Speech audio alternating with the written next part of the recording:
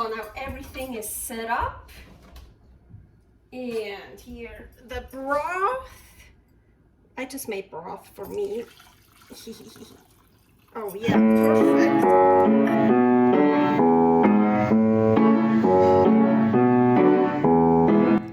Carnivore Girl's Creative Carnivore Kitchen. No plants, no dairy. The next level cooking show. Carnivore recipes with meat, fish, seafood, eggs, gelatin, flavored seltzer, water, and salt. From super easy to complicated. From quickly done to many hours in the kitchen. I always say everybody's body and brain are different, and you gotta figure out what works best for you. The carnivore lifestyle has tremendous benefits, healing effects, and is the best elimination diet. There are many different ways how to do carnivore. I found a way that momentarily works the best for me. In this cooking show, I'll show you it doesn't have to be boring and can be very creative, delicious, and fun. I already created so many carnivore recipes on Instagram at karnivorgirl, and I have this never-ending list on my phone with tons of ideas. My brain is a gift and a curse. Have fun with this episode.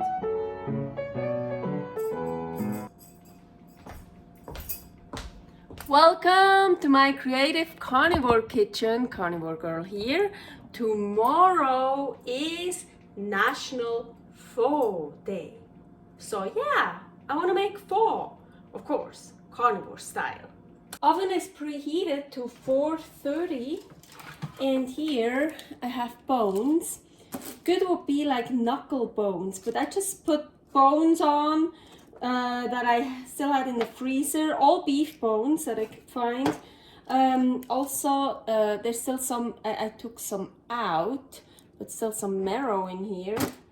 And ribeye bones and yeah, whatever bones I could find. I'm gonna put them in the oven for 35 minutes in the middle of the oven. So I let them cool off a little bit. And by the way, so after 35 minutes, I took them out and I put that one in here so I don't lose all the marrow fat. And I turned the bones over and put them back in the oven for like another 5 to 10 minutes. So they should be, yeah, that's like perfect. You want them like roasted. So I'm gonna put them, it's a big one, in here. And now here I have flavored seltzer, ginger lime, ginger citrus twist.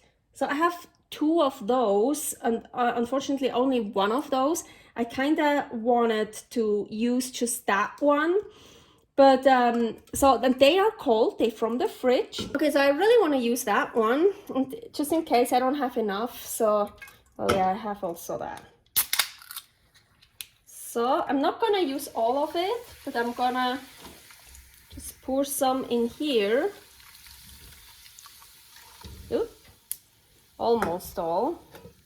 Now I'm just gonna let it sit. I kind of want to soak them. Well, it's not like soaking. So to let them cool off all the way, and so I just let them sit for 5 minutes. After 5 minutes, I brought it to a boil, and I added fish stock that I made myself. Here is a recipe for that from the freezer. So I added fish stock. I adding the look at this really nice brisket piece, and I'm gonna add salt. Now I'm gonna simmer it. The lid doesn't go all the way. The lid won't fit all the way because of that bone here, so that's fine. So for 4 hours, have it on the lowest heat. I'm gonna simmer it. Unfortunately, I don't have any sirloin, but I have tenderloin, so let's use these. And I let them defrost a bit, but they're still frozen. You don't want to thaw it out all the way because I wanna slice it thinly, and that's the easiest. See, when it's still frozen a bit. Of course not totally frozen, but now I can make nice thin slices. And I prepared more ingredients, toppings. So here, this is the tenderloin steak. I showed you how I cut it, and I did the same with scallops. So see, they not too thinly, but thinly sliced. They were very frozen, though the shrimp also were they still are. They still have to thaw out. Yeah, there's still ice on it. So I cut those thinly, and here I have calamari noodles. I love those. Very thinly. And this is just an omelet. I made thin omelets, about 3, and then I cut them in like little strings. And here I have chicken hay. Here's the recipe how I make chicken hay. Super fun. So I'll let this simmer for 4 hours with the lid on top.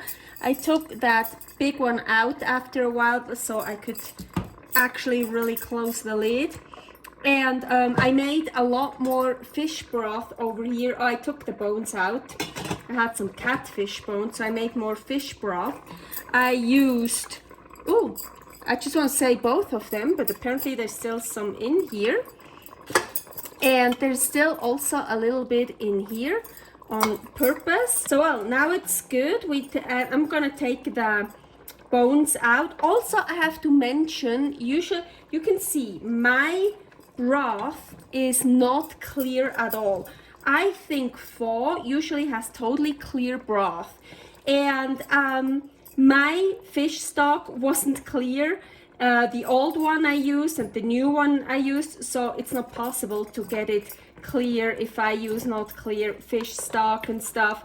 So anyways, my pho won't be clear. Well, my pho won't be 100% traditional, authentic anyways. So yes, so I'm gonna take the bones out. I'm gonna take that, look, the nice brisket out.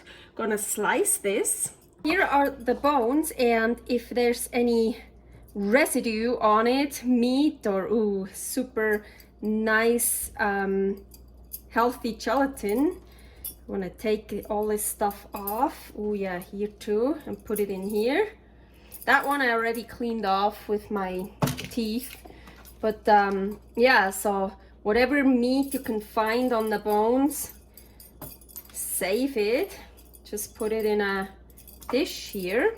So the broth is nice steaming hot. I put it through a strainer, but put it back in here to heat it up again. I want to add the rest of this so it gives it that flavor. So, but I want it hot. So maybe I'm gonna heat it up again, but I don't wanna boil it anymore. So now everything is set up. And here, the broth. I just made broth for me. Oh yeah, perfect. Ooh, look how nice that looks. I mean, what a feast, huh? Now you just put into the soup whatever you want. I always think it's sad it goes down. Can't see it anymore. Oh, all this, all the goodness. Some shrimp. Oh, calamari noodles. And egg noodles. Some chicken hay. Oh, I forgot this. Oh, yoy.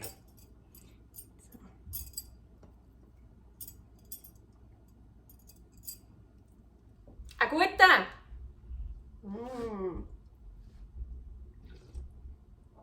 Ooh, wow.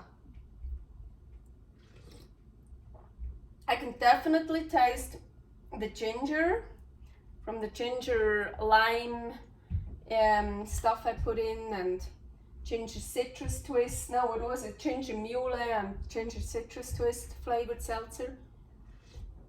And the fish stock, oh yeah. And all that from the roasted bones, wow. Yeah, that is really cool. That is super delicious.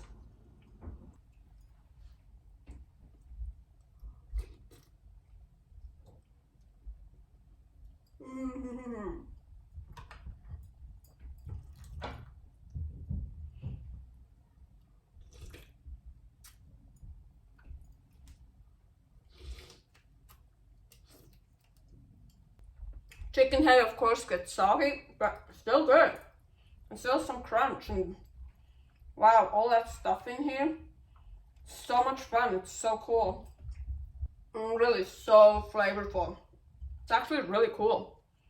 So yeah, these are my toppings instead of vegetables and noodles. So like instead of soba noodles, I have this. Or instead of egg noodles, I have these. Super cool. Servus! Thanks for watching. If you try out this recipe, please tag me and let me know how you like it. Subscribe, share, like, comment, follow me on Instagram @karnivorgirl. See you next week in my next episode of Carnivore Girl's Creative Carnivore Kitchen. No plants, no dairy, the next level cooking show.